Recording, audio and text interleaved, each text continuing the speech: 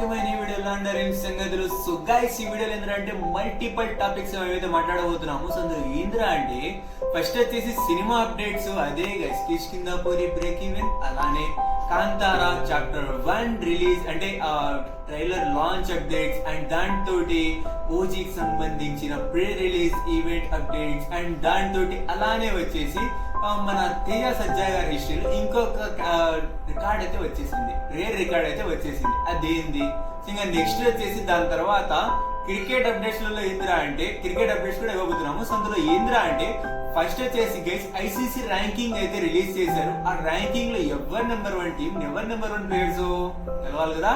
So అది cover చేసుకుని దాని తర్వాత లాస్ట్ లో వచ్చేసి India versus Pakistan Asia cup first super force లలో ఫస్ట్ మ్యాచ్ అయితే జరగబోతుంది. ఈ రోజు అయితే జరగబోతుంది. సో దాని గురించి కాస్త ప్రివ్యూ చేసుకుని వీడియోని అయితే ఎండ్ చేయబోతున్నాము. సో దేంద్రా అంటే వీడియోలో మాత్రం చాలా స్టఫ్ అయితే ఉండబోతుంది. సో వీడియోని లాస్ట్ దాకా స్కిప్ చేయ కూడా మంచిగా చూసేంద్రా అంటే అన్ని పాయింట్స్ కూడా మీకు మంచిగా అయితే నచ్చుతాయి, కూడా మంచిగా అర్థం కూడా అయితే. So don't skip the video, and దాంతో ఒక లైక్ చేయడం మర్చిపోకండి గైస్. లైక్ చేసి చాలా వరకు చాలా మంది యూట్యూబ్ అయితే పంపిస్తుంది, చాలా మంచిగా అయితే మనకైతే వ్యూస్ అయితే వస్తాయి. దాంతో మనకు మంచిగా మోటివేషన్ అండ్ ఇన్స్పిరేషన్ అయితే వస్తుంది ఇంకా వీడియోస్ అనేసి. సో ఇంకా భాష ఎక్కువైపోయింది, కంటెంట్ వెళ్ళిపోదామా? Let's begin the content. So guys, first topic ఏంటంటే కాంతారా చాప్టర్ 1 సంబంధించిన ట్రైలర్ రిలీజ్ అయితే అవుతుందని చెప్పినాను కదా. సో 22nd ఆఫ్ సెప్టెంబర్ కి ట్రైలర్ రిలీజ్ అవుతుందని చెప్పినాను కదా. సో అందులో ఏంద్రా అంటే ట్రైలర్ లాంచ్ అయితే మల్టిపుల్ లాంగ్వేజ్ లో చెబుతున్నారు. అది కూడా మల్టిపుల్ లాంగ్వేజ్ లలో మల్టిపుల్ హీరోస్ తో అయితే చేపిస్తున్నారు. సో అందులో వచ్చేసి ఫస్ట్ వచ్చేసి తెలుగులో అయితే చూసుకున్నట్టయితే మన డార్లింగ్ మన ప్రభాస్ గారు అయితే లాంచ్ చేయబోతున్నారు. ఇంకా నెక్స్ట్ వచ్చేసి హిందీలో మన రితిక్ రోషన్ గారు, అండ్ దాని తర్వాత తమిళ్లో వచ్చేసి శివ కార్తికేయన్ గారు, అండ్ మలయాళంలో పృథ్వీరాజ్ గారు అయితే లాంచ్ చేయబోతున్నారు. ఇది అంతా ఒక ఎత్తు అయితే. సో ఇంకా దాని తర్వాత కన్నడలో చూసుకున్నట్టయితే కన్నడలో అయితే ఆల్ ఓవర్ ఫ్యాన్స్ అయితే లాంచ్ చేయబోతున్నారు. ఇది చాలా క్రేజీ అంటే. సో అన్ని లాంగ్వేజ్ లలో అన్ని హీరోస్ చేస్తే ఈ లాంగ్వేజ్ లో చూసుకుంటే అన్ని ఫ్యాన్స్ అయితే చేస్తున్నారు. సో మొత్తానికి అయితే ట్రైలర్ లాంచ్ అయితే మల్టిపుల్ హీరోస్ మరి మల్టిపుల్ ఫ్యాన్స్ అయితే చెబుతున్నారు. సో మొత్తానికి అయితే కాంతారా ట్రైలర్ సంబంధించిన అప్డేట్ ఇది. సో ఇంకా నెక్స్ట్ వచ్చేసి కిష్కిందాపురి బ్రేక్ ఈవెన్ అయితే అయిపోయింది గైస్ ఫైనలీ. సో మన బెల్లంకొండ శ్రీనివాస్ గారు కెరియర్ లో వచ్చేసి సెకండ్ మూవీ, సో అంటే ప్రాపర్ కమర్షియల్ మూవీ వచ్చేసి సెకండ్ మూవీ రాక్షసుడి తర్వాత సెకండ్ మూవీ అంటే బ్రేక్ ఈవెన్ అంటే హిట్ కొట్టిన మూవీ వచ్చేసి ఇదే చెప్పుకోవాలి. సో ఇంకా అది లోయేంద్ర అంటే 20 crores గ్రాస్ మరియు 10.45 crores షేర్ తోటి ఇదైతే బ్రేక్ ఈవెన్ అయితే అయింది. ఇంకా 4 crores వచ్చి ఇదైతే సూపర్ హిట్ అయితే అయిపోద్ది.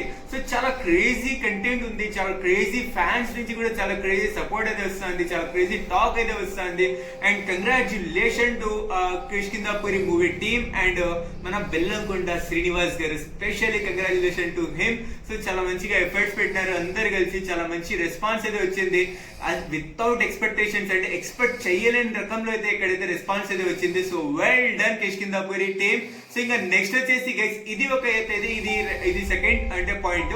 సో ఇంకా నెక్స్ట్ వచ్చేసి థర్డ్ పాయింట్ చూసుకున్నట్టయితే మన తేజ సజ్జా గారి కెరియర్ లో అంటే తేజ సజ్జా గారు దాంట్లో చూసుకున్నట్టు ఇంకొక రేర్ రికార్డ్ అయితే వచ్చేసింది. ఈ మూవీ మిరాయి మూవీ నుంచి రికార్డ్స్ మీద రికార్డ్స్ అయితే మన తేజ సజ్జా గారి పేరు మీద అయితే వస్తున్నాయి. సో అందులో ఏంద్రా అంటే ఫస్ట్ వచ్చేసి గైస్ 2 రికార్డ్స్ అని చెప్పుకోవాలి. ఫస్ట్ వచ్చేసి 10 days కంటిన్యూస్ గా 1 కోటి పైన గ్రాస్ అంటే 1 కోటి పైన సంపాదించిన ఏకైక హీరో మన తేజ సజ్జా గారు చెప్పినారు టైర్ 2 హీరోస్ లలో.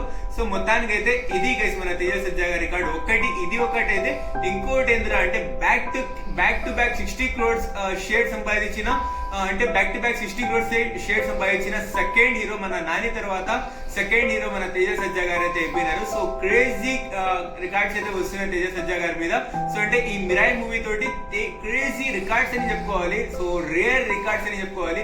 సో చాలా మంచిగా అయితే ఈ రికార్డ్స్ అయితే సృష్టిస్తున్నారు మన తేజ సజ్జా గారు. సో వెల్ డన్ తేజ సజ్జా గారు and well done Mirai movie teams also. So ఇంకా నెక్స్ట్ వచ్చేసి ఇది తేజ సజ్జా గారు అప్డేట్స్. ఇంకా నెక్స్ట్ వచ్చేసి ఓజీకి సంబంధించిన అప్డేట్.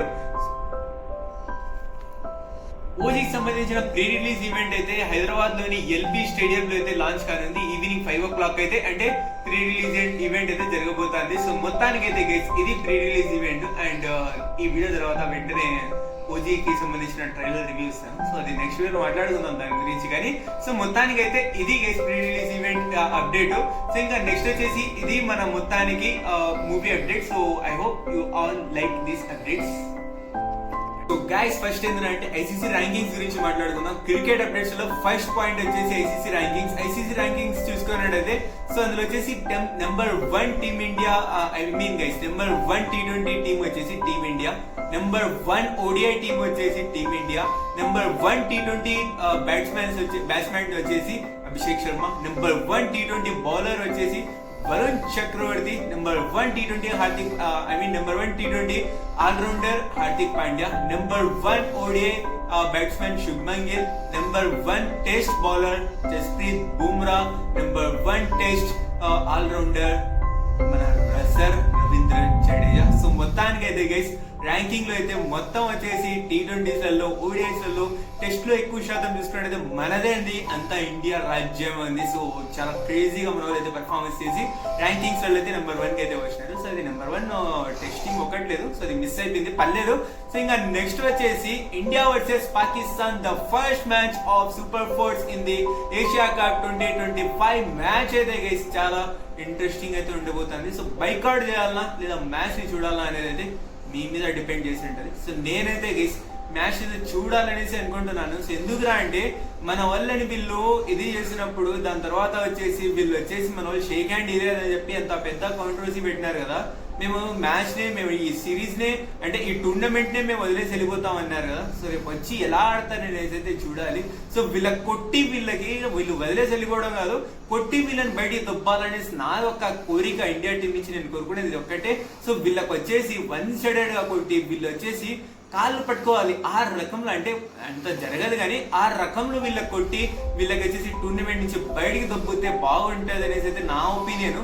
సో ఇంకా పాయింట్ లో వచ్చేసి ఫస్ట్ ప్రివ్యూ చూసుకున్నట్టయితే ఇక్కడ వచ్చేసి స్ట్రాంగ్ టీమ్ అయితే మన టీమ్ ఇండియా ఎప్పుడు స్ట్రాంగ్ లోనే ఉంటుంది. నెంబర్ 1 ఇంకా ర్యాంకింగ్ లో కూడా నెంబర్ 1 T20 టీం ఉంది కాబట్టి.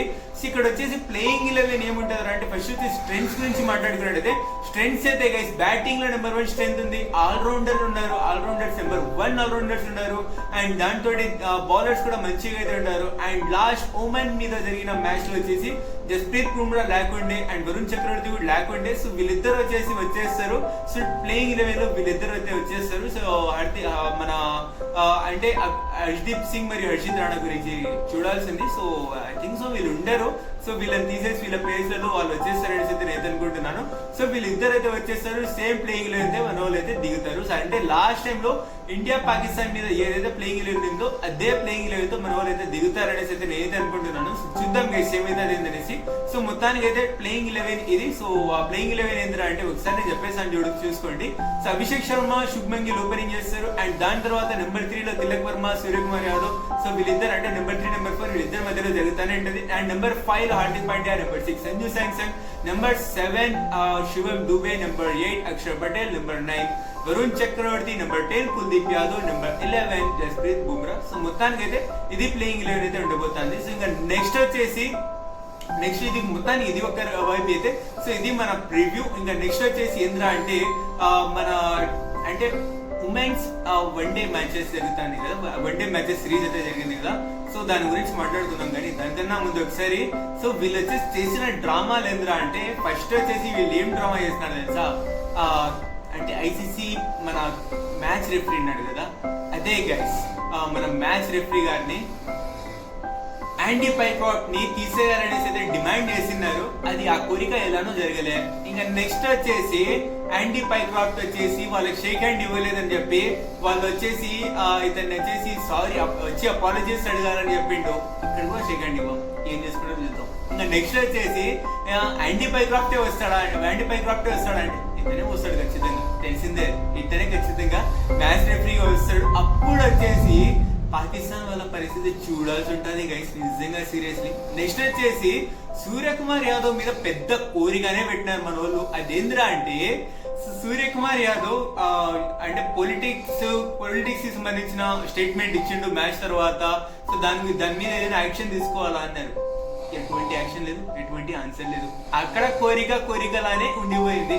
సో మొత్తానికైతే వీళ్ళు ఏం చేసినా కూడా అక్కడ మానమే పోతుంది, వీళ్ళకైతే ఏం దొరకట్లా. సో దానికన్నా అది నా సజెషన్ అడిగితే నోరు మూసుకొని మ్యాచ్లు ఆడుకొని మ్యాచ్ ఎలా గెలవాలో చూసుకొని పోతే మంచిది. సో వేరే దాంట్లో తల దుడిచి కూడా అది చూసుకొని పోతే మంచిది, లేకుంటే పరిణామాలు ఇంకా చెప్పుకోలేని పరిణామాలు అయితే ఎదుర్కోవాల్సి వస్తుంది. సో మొత్తానికి అయితే పాకిస్తాన్ టీం పరిస్థితి ఎలా అయిపోయిందిరా అంటే ఆకు ముళ్ళు మీద పడినా కూడా వాళ్ళకే ఆకుకే ఇదే అవుతుంది, ముళ్ళు వచ్చి ఆకు మీద పడినా కూడా ఆకుకే ఎఫెక్ట్ ఇదే అవుతుంది. సో మొత్తానికి అయితే వాళ్ళ పరిస్థితి ఎలా అయిపోయింది.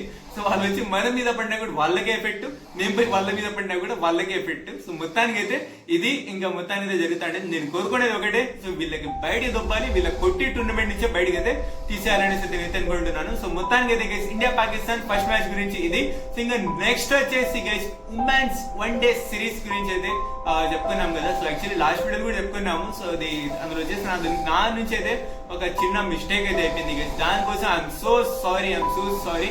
అందులో ఏం చెప్పింది అంటే సిరీస్ మనం సొంతం చేసుకున్నామని చెప్పినాను, కానీ it's my mistake. I'm so sorry.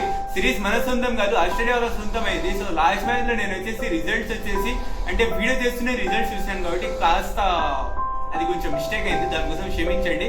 So series అయితే ఆస్ట్రేలియా వాళ్ళు అయితే గెలుచుకున్నారు. ఇక్కడ వచ్చేసి అయినా సరే ఇక్కడ ఇంకొకటి ఏంటంటే ఉమెన్స్ లో ఐసీసీ ర్యాంకింగ్స్ లో నెంబర్ 1 ప్లేయర్ వచ్చేసి మన శృతి మందన గారు అయితే చెప్పినారు.